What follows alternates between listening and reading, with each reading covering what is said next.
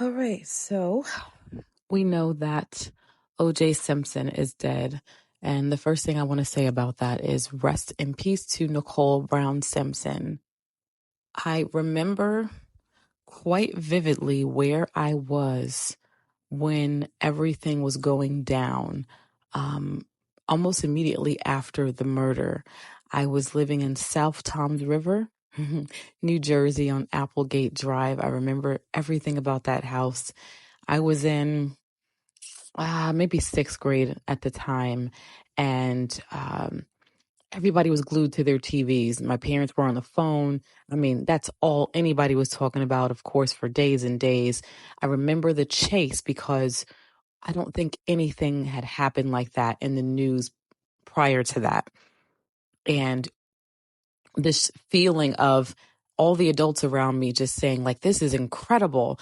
And people just really shocked and, of course, captivated by this. And I remember watching the news because, you know, whatever your parents were watching, and there was a lot of excitement and buzz around it. As a kid, you want to know what's happening. And I did not understand the gravity of what I was looking at. As a matter of fact, as a child, I had no idea why this black man was being chased in this white truck on the highway, and there were all these police cars around him. And during that time, there were so many things happening that were highlighted in the media. So the feeling that I adopted, because that's the feeling that I was surrounded by, was here as another black man who's being victimized by the man. And of course, I didn't know he was a football player. I didn't know all of that. But I came to learn that this is someone who was really famous. And because he was famous and talented, you know, a lot of people just liked him. And then being a successful black man, that meant so much during that time. Just kind of like now, if you are successful, if you're, you know, congenial, if you are, you know, charming as a black man, it doesn't matter how much of a monster you may be, you are going to have so much grace and favor in the public eye because of that, especially within the black community. I remember when the verdict came in that he was acquitted, and I had no idea what that meant. So I thought as a child that meant he was innocent because, I mean, black people everywhere. And of course, me being a black girl, being in the black church and in the black community, you know, that's all I saw was black people rejoicing. And I remember feeling a little bit of emotional or cognitive dissonance with that because there were so many jokes. I mean, everywhere. And even on TV that, you know, this black man murdered his wife, or I guess ex-wife, and he got off with it. And I always found it unsettling that so many people, so many black people were happy about this, that he got off, and somehow this righted the wrongs of all the other, you know, innocent or seemingly innocent black men who were being brutalized by whitey. And as a child who has always been a person who thinks for herself, and I got into plenty of trouble for that. I used to be told all the time, my mouth is always get me into trouble, and whatever comes out of that, I deserve it because it was probably my mouth.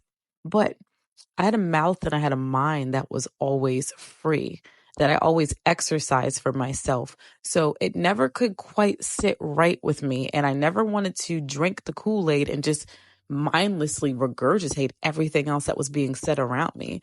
You know, I've come to find out the older I got that the majority mindset is usually hog shit. It typically is. And in this case, it's the same. I think it's important to recognize that injustice is terrible. And I don't know who has suffered more injustice in this country than Black people. Yes. And it's still happening to this day. There was no way I within myself could celebrate the fact that another gross misjustice was had. To this day, I don't understand how that could have made anything right about what happened to Rodney King, what happened to so many other African Americans. And I couldn't even put that up against or say that was even congruent with a lot of the riots and looting. These are two separate things to me. This case, although there was a person who was a white supremacist that was accused of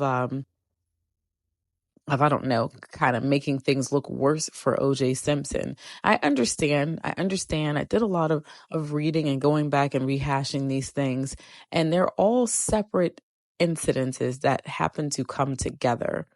But one thing that the overwhelming majority, uh, black and white, seem to agree on even to this day, is that he was guilty. Being a victim of domestic violence,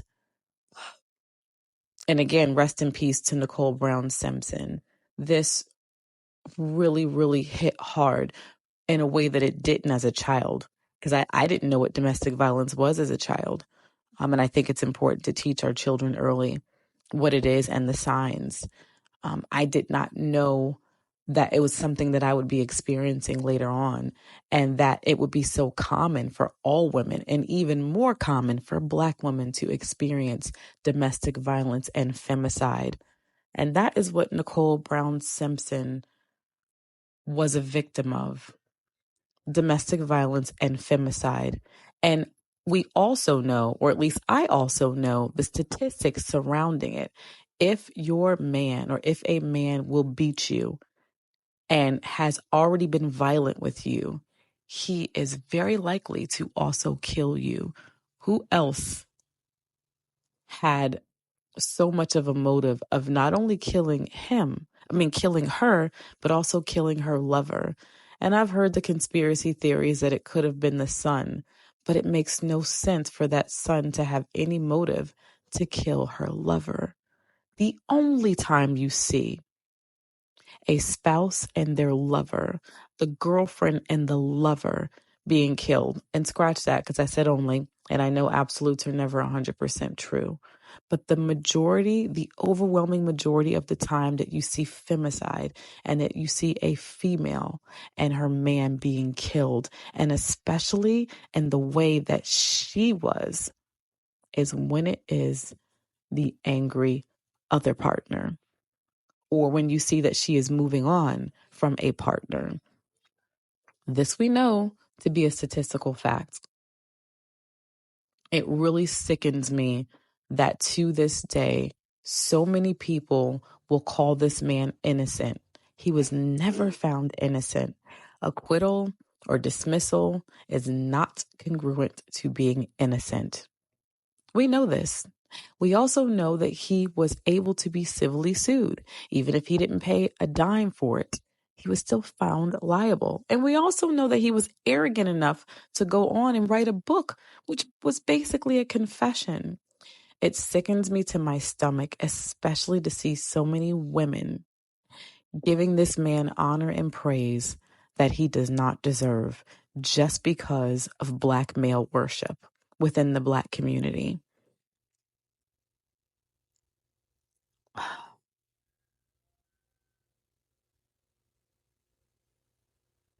That was a moment of silence for the only victim in this case, which was Nicole Brown Simpson. She, and many women like her, should have never befallen this fate. There is nothing that can make domestic violence and femicide right. Nothing at all. And that is the most important thing for me out of this entire situation that has gone on so long, that she never got justice, just like so many other women who are victims of domestic violence and femicide. And I know what it feels like because I've never got justice as well for domestic violence. And there is no peace in a situation where a monster, and let's just lie to ourselves for a minute and say he was innocent of murder. We know he was guilty of being an animal, an abuser. And people still celebrate him to this day. And he was a horrible human being. As long as you can throw a pigskin, as long as you can sing good, as long as you can preach good, as long as you look good in your uniform.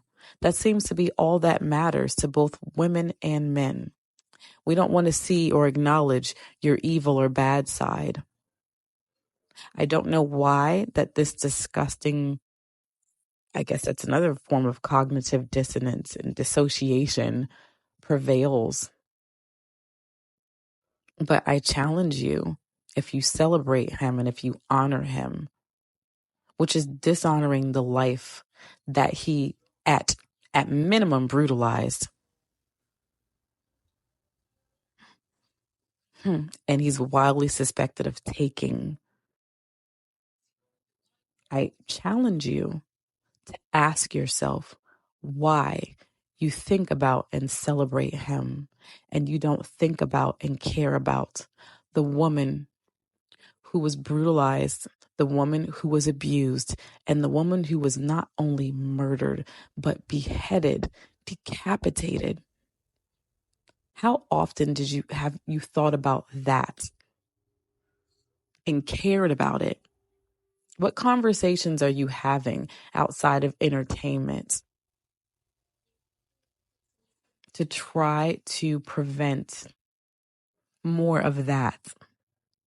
To also try to bring more justice for all of the women who suffer different variations of this, to push for stiffer laws and stiffer punishment and accountability across the board for every man who does this.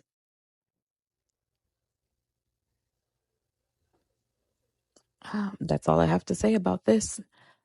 And again, I will end this by giving a moment of remembrance, a moment of grief and sorrow and honor and condolence to the only place that I believe it deserves to go to. Rest in peace to every woman who never got justice and died at the hands of an animal abuser. I send peace and the spirit of recompense and justice to every woman like me who is still living and cannot live in peace because her abuser still walks this earth free.